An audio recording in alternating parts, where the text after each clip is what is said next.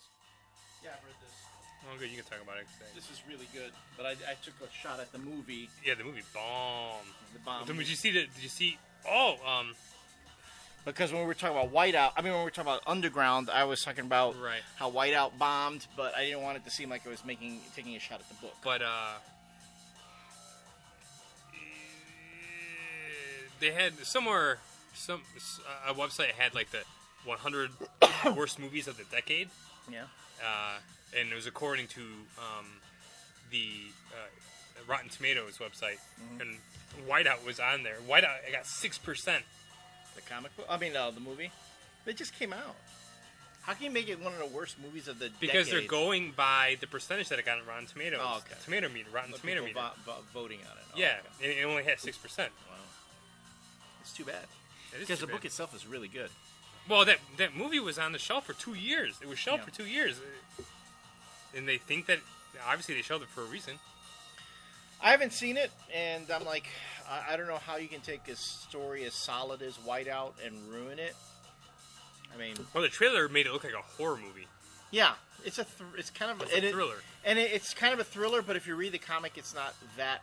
It's really? Not like a slam bang action thriller. Yeah, well, that's what the trailer made it out to be. But I know Steve Lieber had been on the set of Whiteout while they were making it. He was talking about how really impressed he was with what they did with his panels, his art, and how they translated it into this giant 3D experience. You know, like just being on the set of a panel that he drew. He said was really, really cool. But it's too bad. Wasn't cool to everybody else, apparently. Yeah, well, the movie itself sucked, but the comic book, Whiteout, is very good. So I didn't want it to seem like I was taking a shot at Lieber with that. And Lieber did this with Greg Rucka and not Jeff Parker, like he did Underground. Underground is a Jeff Parker bit. Yeah, I know that. Well, I know you that, but maybe they didn't know that. All right, we'll be right back.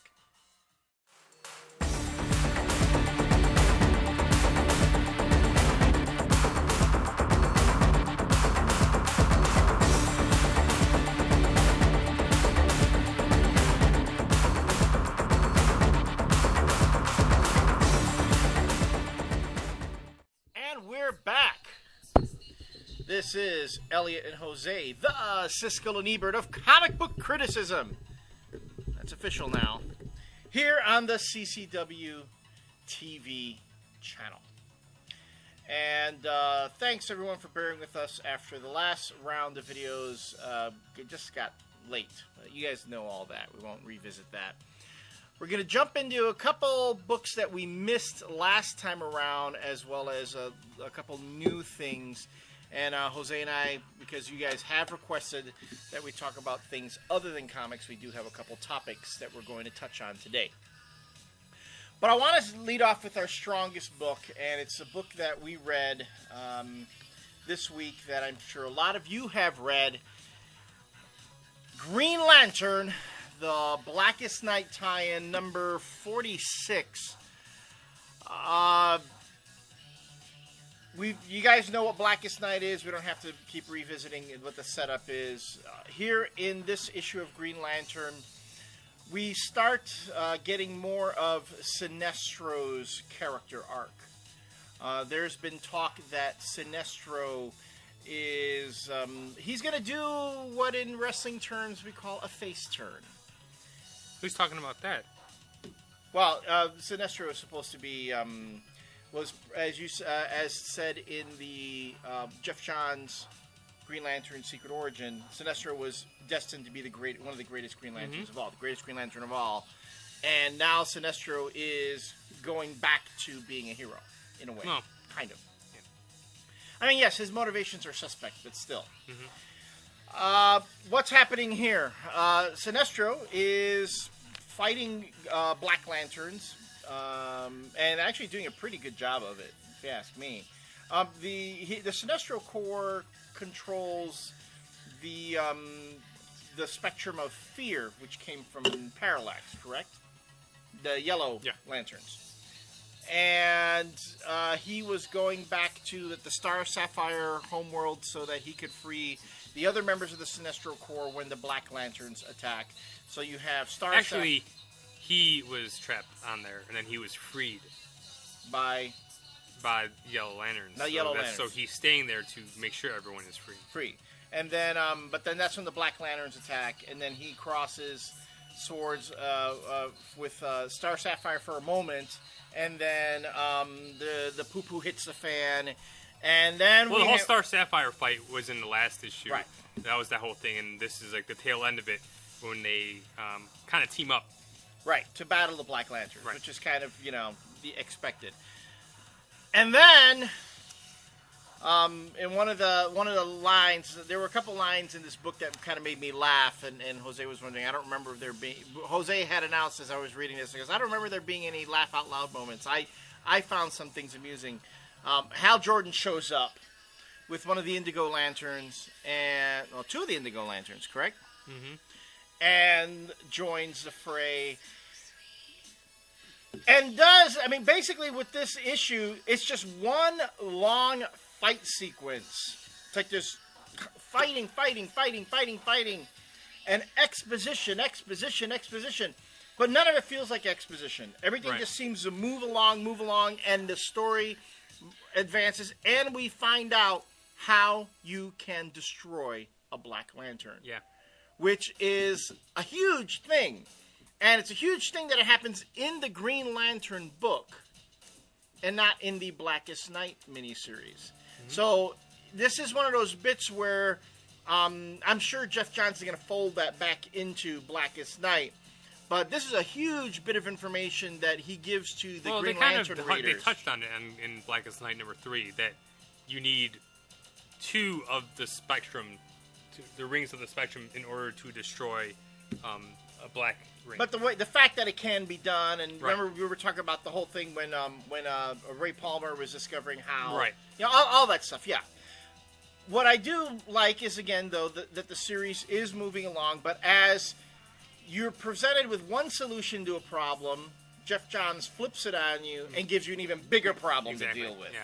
Because you can destroy the Black Lanterns, but first you need enough rings. You need enough of the kinds of light to do it, and you need numbers. And right now, you can put the Green Lantern Corps and the Sinestro Corps together, and it doesn't look like they can offer up the numbers that you're going to need to take out the Black Lanterns, because they keep adding and adding and adding. And then, of course, at the end of this issue, you find out what a lot of people have already known, that Abin Sur has been turned into a Black Lantern, and his sister is also Black Lantern, adding a new a new character to the Green Lantern mythos. Now that's all. Which they actually explained last issue was Sinestro's love. Sinestro's love, yes. Right.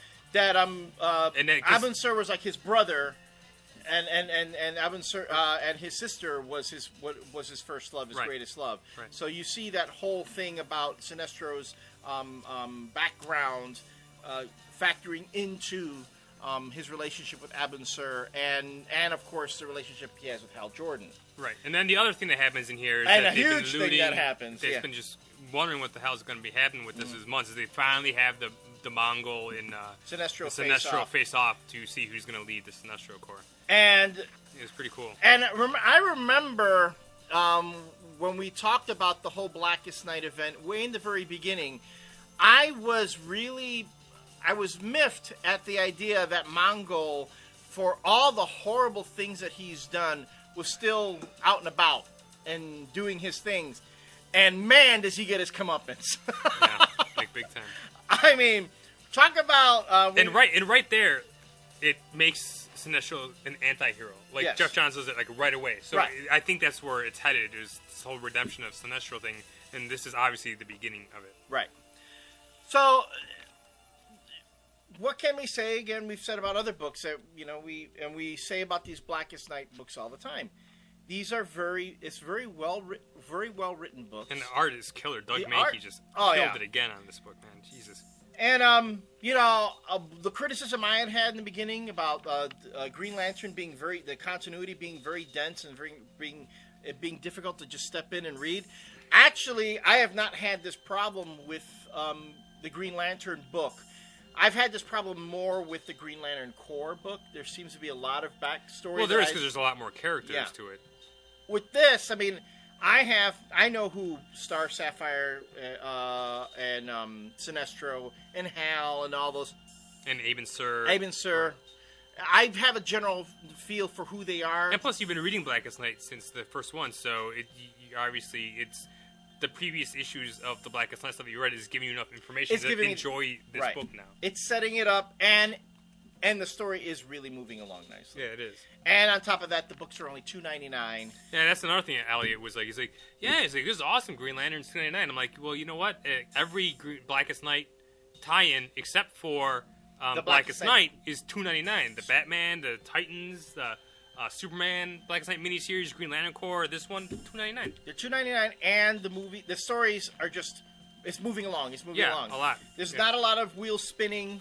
You know, you're getting more information. You're getting a lot of great art. You're getting slam bang action. You're getting a lot of great character moments. We've already started having this discussion on the blog now, where people are like, Blackest Night didn't know what to think of it. They didn't know what it was going to be, but it's awesome. Yeah. And then a lot of people are now comparing it to Dark Reign, and it's making Dark Reign look like shit. Yeah, and unfortunately, though, it's not selling the same numbers as Dark Reign is. I mean, Dark Reign, all the Dark Reign tie-ins and all the Marvel stuff. But we'll see, because right now there's only the three-issue miniseries that are on the second issue now, and Green Lantern and Green Lantern Corps. Well, like I said, we talked about in the last series of segments that it's now going to start branching out into almost all of the main books, even like little books like Booster Gold and Rebel, which is going to be awesome to see the Black Lanterns and stuff, and hopefully boost the sales up of those small books. So it's not even the net isn't cast as far as or as wide as Dark Reign. So we'll see what happens when it gets there. We'll see if the numbers will go back up there. In the beginning, remember I said I wasn't really into it, and I was tired of it, and I had said in several places that I was evented out, and I'd had enough of events. This event is actually drawing me back in. I'm actually really enjoying it, which is saying something. It's saying something.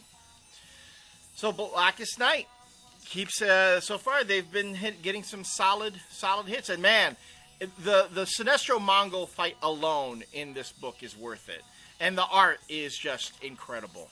Simply incredible. You've got to see it. But to see it, you got to buy it. All right, when we come back, we will talk about another book that we missed last time around. We'll see you then.